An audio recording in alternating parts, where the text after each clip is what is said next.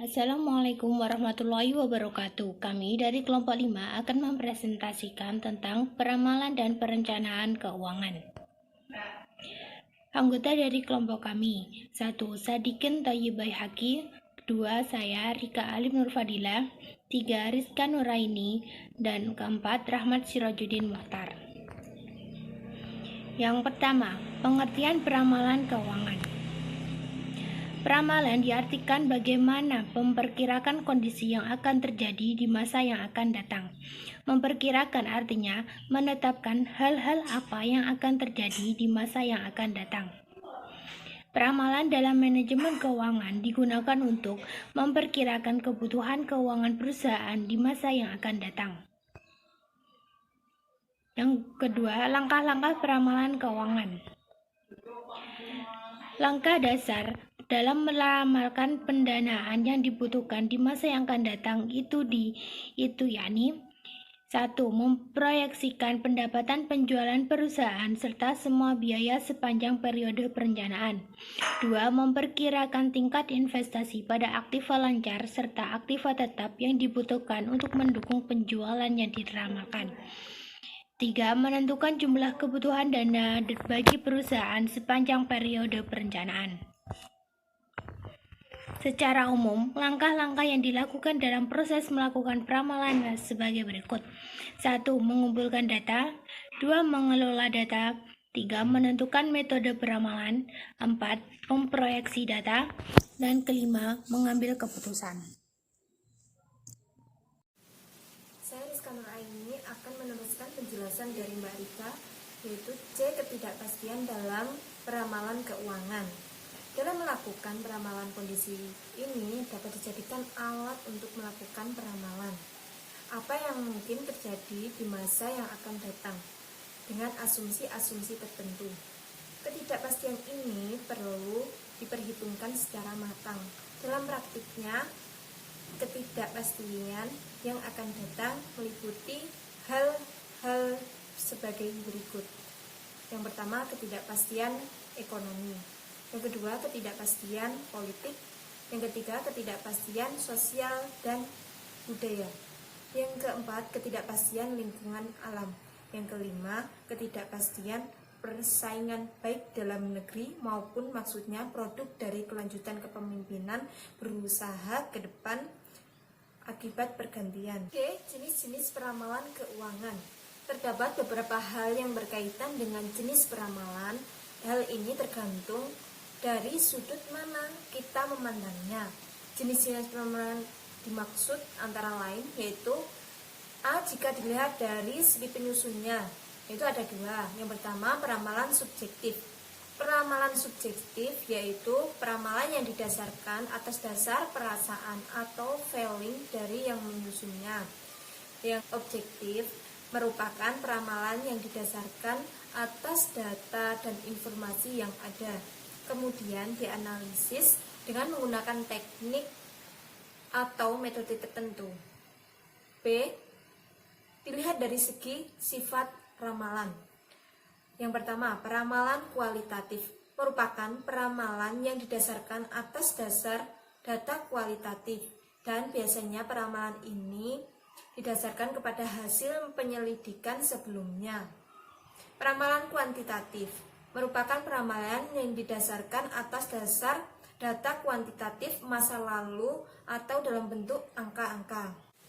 C. Dilihat dari segi jangka waktu. Yang pertama, peramalan jangka pendek merupakan peramalan yang didasarkan pada waktu kurang 1 tahun. Yang kedua, peramalan jangka menengah merupakan peramalan yang didasarkan pada waktu rentang dari 1 tahun sampai 3 tahun. Yang ketiga, peramalan jangka panjang merupakan peramalan yang didasarkan pada kurun waktu lebih dari 3 tahun. Saya Sadikin Thayyib Baihaqi ingin membacakan tentang bentuk perencanaan keuangan. Bentuk perencanaan keuangan. 1. Neraca. Neraca merupakan laporan yang sistematis tentang aktiva, hutang secara modal dari suatu perusahaan pada suatu saat tertentu. Menurut Fresh dan Warren, neraca adalah suatu daftar aktiva, kewajiban dan modal pemilik perusahaan pada tanggal tertentu yang biasanya pada tanggal terakhir suatu bulan atau tahun. Pengertian-pengertian tersebut di atas menunjukkan bahwa posisi keuangan perusahaan yang dimaksudkan adalah keadaan aset atau harta yang dimiliki perusahaan dan juga sumber-sumber dari mana saat diperoleh baik dari liabilitas, hutang, dan owner's quality, modal sendiri. Neraca atau balance asset, harta, liabilitas, hutang, dan modal perusahaan pada suatu saat tertentu, yaitu pada saat neraca tersebut disusun, yaitu pada waktu di mana buku-buku fiskal atau tahun kalender. Kegunaan neraca menurut Kiyosho dan Wegen. Pertama, perhitungan tingkat pengembalian. Yang kedua, pengevaluasian struktur modal perusahaan. Yang ketiga, penilaian ekualitas dan fleksibilitas dari keuangan tersebut. Artinya, bahwa untuk mengadakan pertimbangan tertentu atas risiko perusahaan dan untuk menilai arus kas masa depan, seseorang harus menganalisa neraca dan menentukan ekualitas perusahaan dan fleksibilitas keuangan. Likuiditas menggambarkan jumlah waktu yang diperlukan untuk berlalu sampai pada suatu harta direalisasikan atau sebaliknya dikonversi menjadi uang kas dan sampai suatu hutang harus dibayarkan.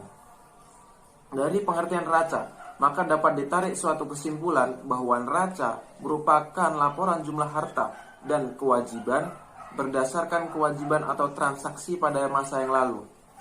Pengukurannya dipengaruhi oleh kestabilan ini, rupiah, dan hanya mengukur mengenai aktivitas perusahaan yang dapat dinilai dengan uang. Neraca keuangan merupakan komposisi dari jumlah aktiva dan pasifa yang dimiliki perusahaan pada suatu periode. Beberapa keterbatasan neraca menurut Smith dan Skousen. Para pemakai Excel acap kali ini mengetahui nilai perusahaan pada dasarnya. Neraca tidak mencerminkan nilai berjalan dari suatu perusahaan. Akan tetapi, sumber daya dan kewajiban perusahaan disajikan dengan nilai historis berdasarkan transaksi dan kejadian di masa lalu. Pengukurannya biaya historis menunjukkan nilai pasar yang ada pada tanggal terjadinya transaksi dan kejadian-kejadian. Kedua, suatu masalah yang berkaitan dengan neraca adalah kestabilan nilai rupiah sebagai satuan standar pengukur akuntansi karena adanya perubahan harga umum dalam ekonomi. Keterbatasan lainnya dari neraca juga berkaitan dengan kebutuhan pembanding, di mana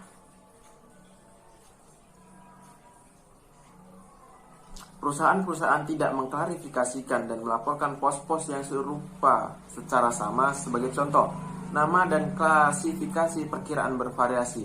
Beberapa perusahaan membuat lebih terperinci daripada yang lain, dan beberapa perusahaan dengan transaksi yang benar-benar sama ternyata melaporkan secara berbeda-beda. Perbedaan tersebut mengakibatkan pembandingan sulit dilakukan dan mengurangi nilai potensial analisa neraca. Neraca juga dianggap memiliki beberapa kelemahan dalam bidang lainnya, terutama akibat masalah pengukuran, beberapa sumber daya dan kewajiban tidak dilaporkan pada neraca. B. Laporan laba rugi. Laporan laba rugi merupakan suatu laporan sistematis tentang pendapatan hasil usaha, beban laba perusahaan atau rugi yang diperoleh oleh suatu perusahaan selama periode tertentu. Menurut Kiyosho dan Wegen, perhitungan laba rugi adalah laporan yang mengukur keberhasilan operasi perusahaan untuk suatu periode waktu tertentu. Pentingnya perhitungan laba rugi karena beberapa alasan. Alasan utamanya adalah bahwa laporan yang membantu mereka dalam meramalkan jumlah, waktu, dan ketidakpastian di arus kas masa depan. Ramalan yang akurat akan arus kas masa depan membantu investor untuk menilai ekonomi perusahaan dan kreditur, sehingga dapat menentukan probabilitas dari pembayaran kembali sahamnya terhadap perusahaan.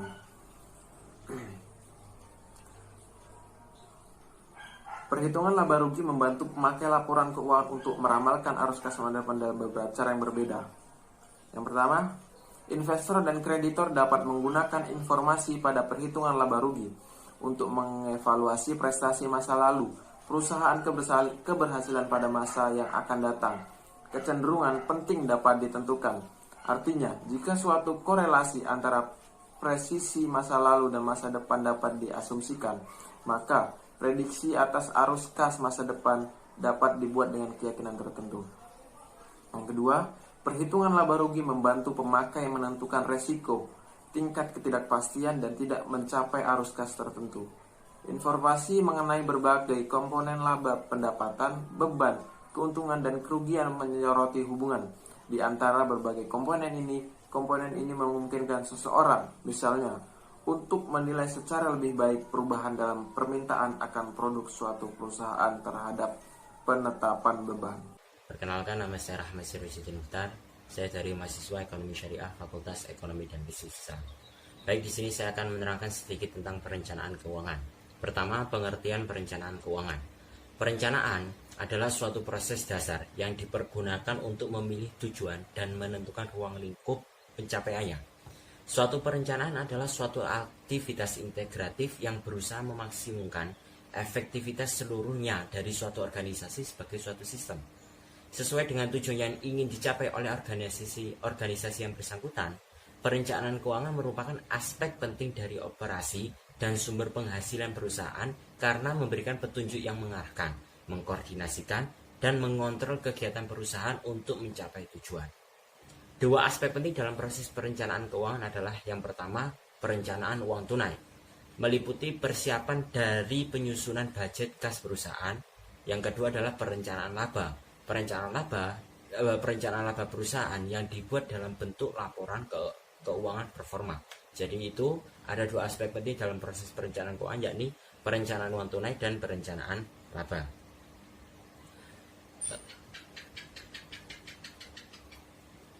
Kedua hal tersebut tidak hanya berguna bagi perencanaan keuangan intern, tapi juga dibutuhkan bagi pemberi pinjaman, baik sekarang maupun yang akan datang. Perencanaan keuangan berhubungan dengan masa depan yang penuh dengan ketidakpastian. Kepala bagian finansial harus selalu mengadakan forecasting, peramalan dan pengiraian terhadap masa yang akan datang tersebut dengan cepat. Meliputi perencanaan finansial jangka panjang long range financial planning dan perencanaan jangka pendek, yakni short range financial planning.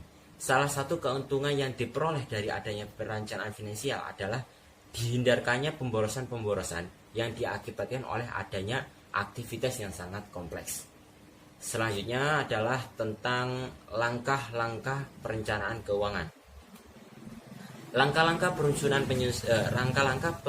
penyusunan rencana atau langkah-langkah perencanaan keuangan adalah yang pertama, langkah pertama dalam merencanakan keuangan adalah merumuskan formulasi terhadap tujuan jangka panjang. Dapat berupa tujuan untuk dapat tumbuh menjadi perusahaan yang bertingkat nasional ataupun internasional. Langkah yang kedua adalah berupa formulasi dari politik keuangan perusahaan. Formulasi ini akan menjadi pedoman bagi segala kegiatan bisnisnya. Dan dalam hal perencanaan keuangan ini sangat diperlukan. Oleh karena dalam hal ini sangat diperlukan adanya forecasting guna memperkirakan perubahan-perubahan terhadap faktor-faktor yang terdapat dalam formulasi rencana keuangan dari bisnis tersebut. Yang langkah ketiga adalah pembentukan prosedur. Dimaksud untuk menciptakan koordinasi yang baik dari setiap aktivitas yang saling berhubungan sehingga tidak terjadi bertabrakan, saling lempar tanggung jawab. Langkah yang terakhir adalah mengusahakan adanya fleksibilitas. Keadaan ekonomi saat ini berada dalam keadaan dinamis dan selalu meningkat. Oleh karena itu, manajemen harus selalu mempersiapkan adanya fleksibilitas, keluasan di dalam rencana-rencana, terutama rencana jangka panjang pendeknya. Variabel budget adalah salah satu bentuk yang tepat untuk diterapkan. Jadi, itu adalah langkah-langkah dalam perencanaan keuangan yang bisa saya sampaikan. Kurang lebihnya saya mohon maaf. Wassalamualaikum warahmatullahi wabarakatuh.